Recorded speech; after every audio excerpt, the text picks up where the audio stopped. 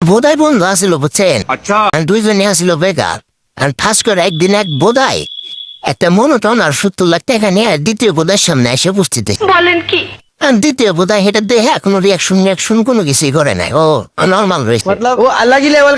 পরে এই দ্বিতীয় বোধায়ও একটা মনোটন আর 68 লাখ টাকা নিয়ে প্রথম বোধার সামনে উপস্থিত হয়েছে।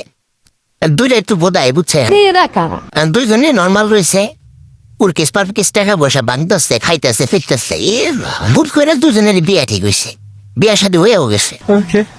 হওয়ার পরে প্রথম বোধায় যখন বাসর ঘরে গেছে, বাসর ঘরে যাওয়ার পরে রাত্রেবেলা বউতে কইতেছে, তোমার বিসি খুব, তোমার বিয়ে করছো, তোমার বিসি নাই।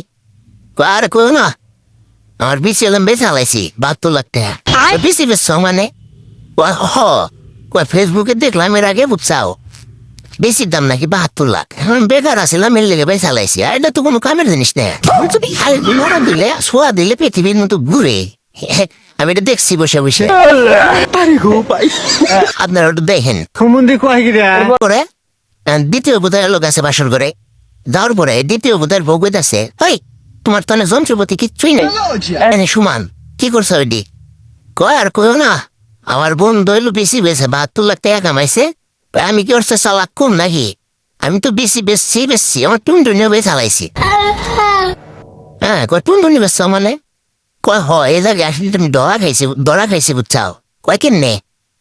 আর কো না 72 লাখ টাকা গেল বেশি বেচছি। হ্যাঁ, 2 লাখ টাকা একটা মনোটন নিয়েছি। কয় আর 2 লাখ টাকা হইলো তোমার টুনটুনি চাইটা নিছে না, এ কাটার জন্য ডাক্তাররা এটা চার্জ নিছে। এটা তো কথা। এখন ভাই আপনার আশেপাশে এরকম কোন চালাক বন্ধু আছে নিজের চালাক বানানোর জন্য নিজের টুনটুনি মুনটুনি বিসর্জন দিয়ে দেয়? তার একটু মেনশনটা দিয়ে দেয়।